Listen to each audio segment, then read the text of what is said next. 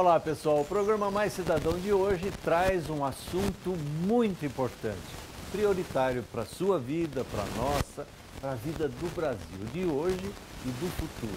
Nós vamos falar sobre educação e nada melhor do que trazer as contribuições, reflexões e a experiência de uma grande especialista em educação. Daqui a pouco você vai ver. No seu caso, Silvia, o que você vai fazer? Hoje, gente, eu vou fazer uma polpetta italiana que está há gerações na minha família.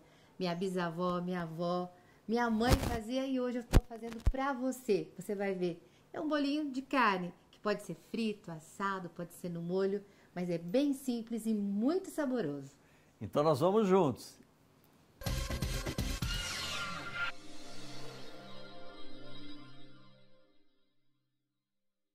Educar é crescer.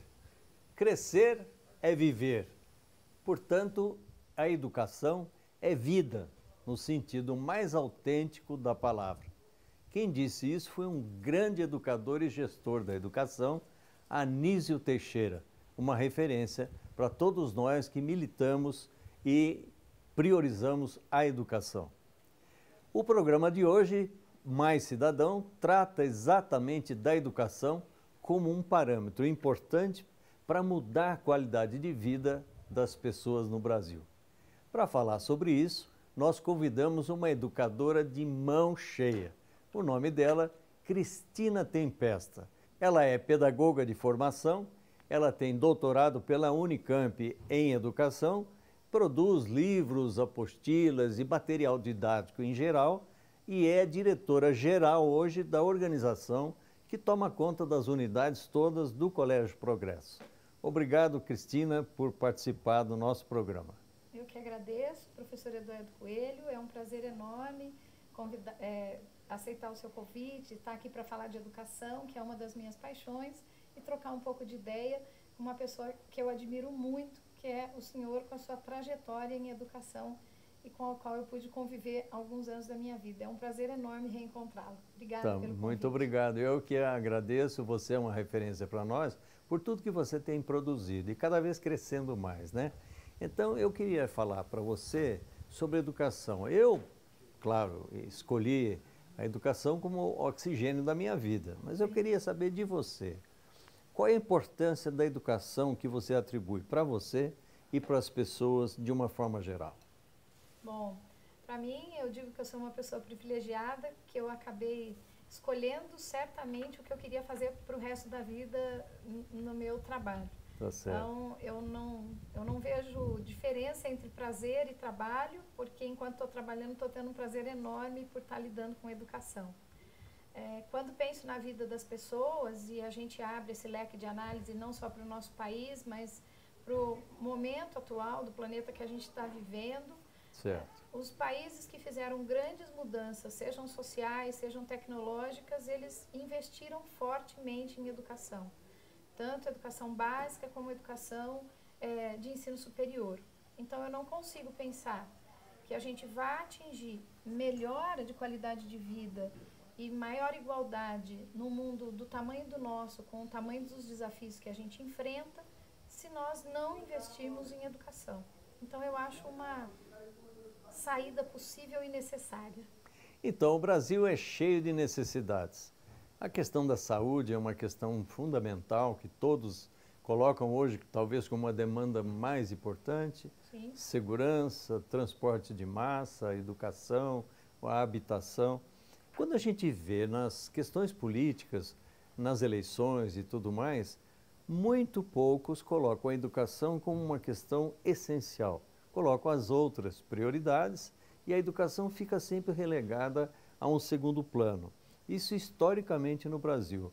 Como é que a gente pode conscientizar as pessoas a cobrarem mesmo para que a educação seja efetivamente uma realidade nacional, um projeto de Estado para o Brasil, para que as pessoas realmente tenham uma capacidade de melhorar a sua formação e fazer frente a esses desafios do mundo moderno que cada vez ficam maiores, tá certo? Como, na sua avaliação, o que precisa para fazer isso?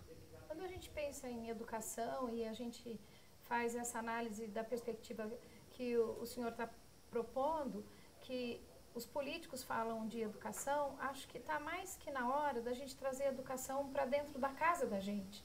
Certo. Porque quem tem filhos precisa que seus filhos frequentem escolas e escolas de boa qualidade. Os pais que tiveram seus filhos na escola conseguem perceber que as chances desses filhos no mercado de trabalho ficaram ampliadas. E os próprios pais, se eu estou numa família onde os pais tiveram uma oportunidade de escolarização maior, as oportunidades de trabalho dele foram melhoradas, claro. foram maiores, e as condições de vida que ele deu para esse filho são melhores também. É claro que a gente nunca pode generalizar um discurso ou outro, mas a gente deve sempre pensar que uma família, ao escolher o seu representante, que vai tomar as decisões na política nacional em relação à educação, qual está realmente esmiuçando o que faria por educação. Perfeito. E todo pai certamente quer uma escola de qualidade, uma escola comprometida, para que seu filho mais tarde tenha acesso a melhores postos de trabalho, né? E a gente não está falando só de acesso a melhor salário, a gente está falando de acesso à cultura, acesso a uma vida digna. Aos bens da vida de uma forma geral, Isso, não é? O conforto da vida vem quando a gente tem clareza e sabe fazer escolhas. Isso passa pela educação. Bom, a gente fala isso num Brasil tão desigual, né? A gente tem estados certamente com uma renda maior per capita, significa que as famílias têm melhor condição de enfrentar esses desafios, colocar os filhos na escola, etc.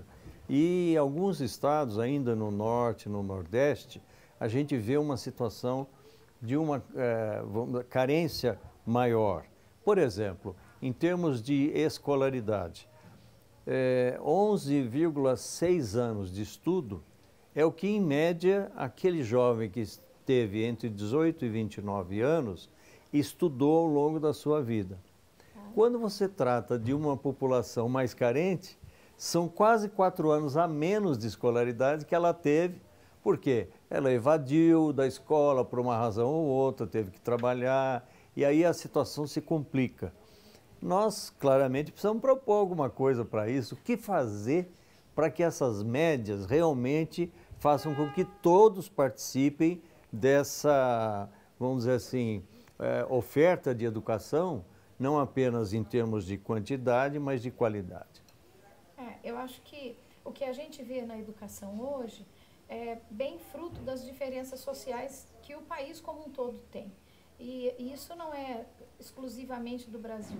Países com grandes divergências ou grandes distâncias econômicas entre a sua população acaba sofrendo o impacto de um não atendimento igualitário também na escola.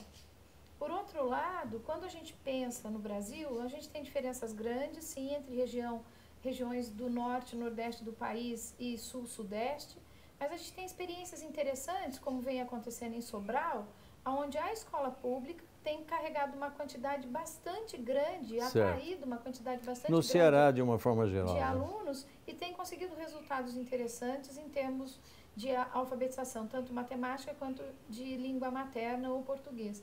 Então, acho que tem a questão da diferença econômica, tem a questão da diferença social, mas eu temo que no nosso país tem uma coisa ainda que eu chamo de mais cruel, que é a falta de compromisso de interesse de quem toma a decisão. Priorizar a educação. Priorizar a educação de fato, né? De fato, e para as pessoas que mais necessitam. Então, essas diferenças, para os menos favorecidos, acaba ficando ainda mais dramática. Perfeito. Em relação, por exemplo, à questão das creches. A gente sabe que creche é fundamental. Perfeito. Por quê? Aquela mãe tem, vamos dizer, 4, 5 filhos, ela precisa deixar os filhos na creche para ela poder trabalhar, e sem trabalho a família inteira está desorientada. Muitas vezes é uma mãe que foi abandonada, ela é hoje arrimo de família, às vezes uma filhinha mais velha toma conta dos menores, ou uma parente, etc. Então a gente vê uma carência de creche, não apenas aqui em Campinas, nas cidades de uma forma geral, no Brasil. Sim. E esse é um problema que eu vejo como fundamental para solucionar parte desse problema. Porque se você já coloca a criança no ambiente escolar, acolhida, se alimentando melhor e tudo, você já vai dando condições de evolução dessa pessoa, física e intelectualmente, para ela ir se associando e compreender a vida, as diferenças, se socializar com outras crianças e assim por diante. Como é que você vê essa questão, Cris? Bom, eu acho que a partir do momento que a mulher foi absorvida no mercado de trabalho, seja por necessidade do próprio mercado, Certo. ou seja por uma demanda familiar, como o senhor acabou de colocar, muitas vezes a gente tem uma família de 5 filhos e a mãe está sozinha para cuidar desses Certo, filhos, exatamente. como o senhor colocou. A gente tem que entender que as crianças de uma sociedade, elas são da sociedade, não só da família que as geraram.